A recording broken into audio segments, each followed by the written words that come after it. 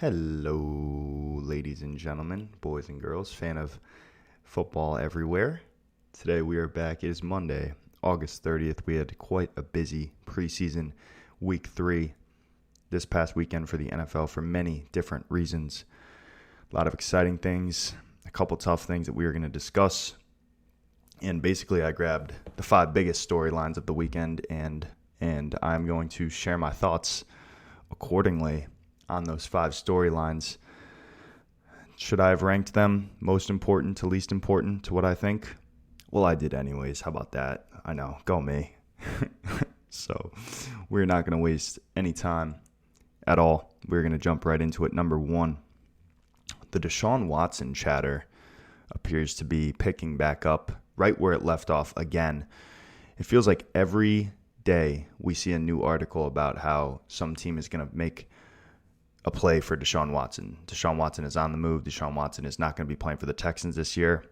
And upon researching and learning that the Texans are somewhat backed into a corner here because they can either have Deshaun Watson not play for them and pay him $11 million guaranteed to literally not put on a jersey and not play this year, or they can take what they can get now for him and trade him by week 1, because I don't believe that anyone thinks that Deshaun Watson is going to be playing in a Texans uniform ever again.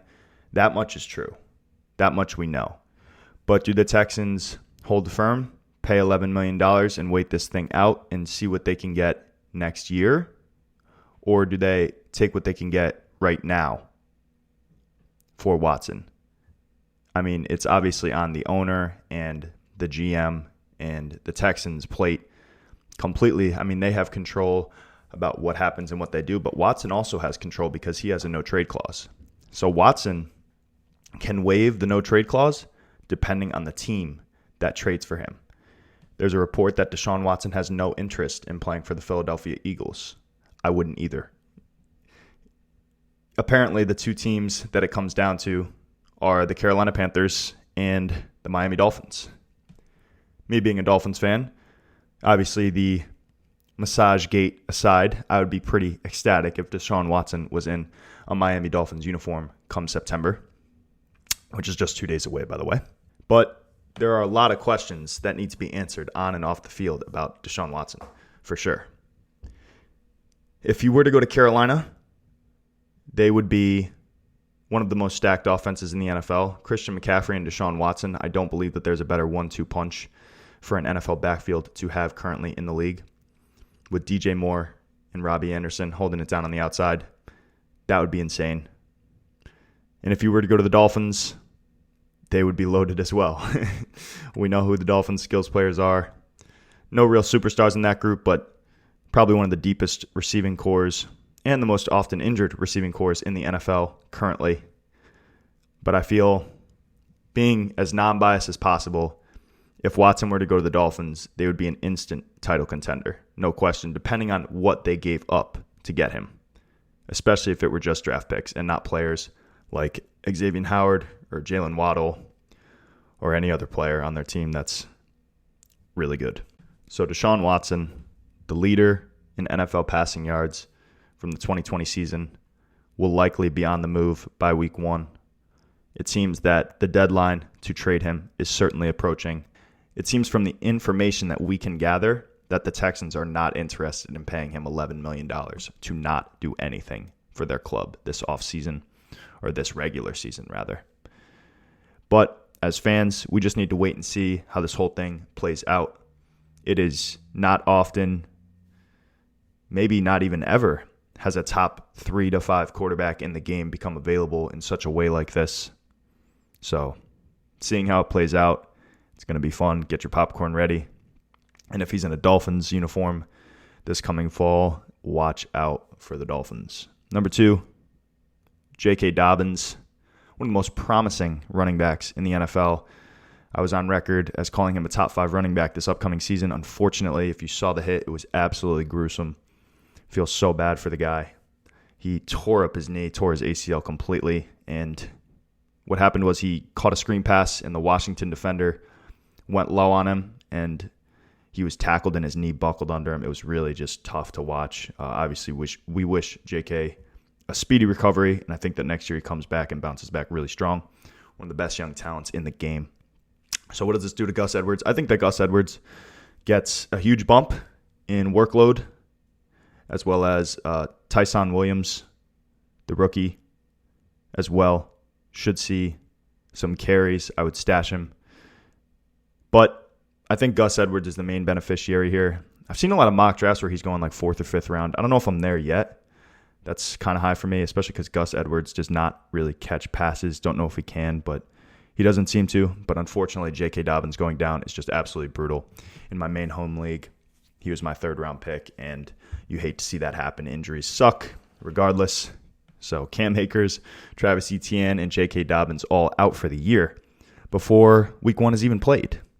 But that is a part of the game. All the people talking about how you shouldn't draft early, you should draft early. Injuries can happen anytime, anywhere.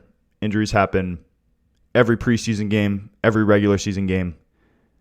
You know, they can happen Week 1, Week 17, the Super Bowl, preseason Week 1, the Hall of Fame game. To say that you should or shouldn't draft accordingly is just a little bonkers to me. But yeah, J.K. Dobbins going down, that one definitely hurt for those that drafted already as well. Number 3, everyone is talking about the number 1 receiving prospect in this past year's draft class, Jamar Chase. His final preseason numbers this preseason, 5 targets, 4 drops, 1 catch. A lot of people overreacting. I'm not personally. The guy has not played football in 2 years. Let's cut him some slack. He's still playing with Joe Burrow. Is there an ounce of concern from me right now? No, there isn't. But I've said since the beginning of August that I'm not paying Jamar Chase's 5th round ADP price tag, and I hope that you are still not paying that either. I still think he can be a really good player, but I would much rather Boyd or Higgins because they're established NFL veterans and starters in this league. Jamar Chase has still not played a snap in the NFL. Number 4, rookie quarterbacks are absolutely flourishing. Trey Lance played excellent yesterday. Trevor Lawrence played flawless yesterday. Mac Jones looked like the best quarterback on the New England Patriots. And Justin Fields, I need to see him play in the regular season. I cannot imagine that the Bears start Andy Dalton, but it seems that they are. I don't know what in the world Matt Nagy is thinking. His job is on the line, and you're going to start Andy Dalton over the future of your franchise? That's ridiculous. I want to see these rookies play. This quarterback class is looking more and more promising by the day that we get to see them play. Specifically Justin Fields and Trey Lance. Those are the 2 that I really want to see. And Zach Wilson, of course, has looked really good too. So I know it's preseason and we love to overreact, but it's what we can get right now. And the rookie QBs look really, really good. And number 5, roster cuts this week. A lot of NFL dreams will come to an end, unfortunately. The biggest cut so far was Brashad Perriman of the Detroit Lions. That receiving room that was already so thin just got even thinner. Just be on the lookout. There's going to be some names that surprise you, not just for fantasy, but for NFL fans. And we're going to get to really see what these teams think of their starters, their backups. And if there's any surprising starters that go down, definitely be on the waiver wire lookout to stash some players as well. That's going to do it. Quick pod, quick show today. Those are the 5 major headlines of this past weekend. We will be back tomorrow to talk some wide receiver rankings for 2021. And I hope you guys have a great rest of your day. Enjoy, and thank you so much for listening. Take care, and as always, stay snazzy.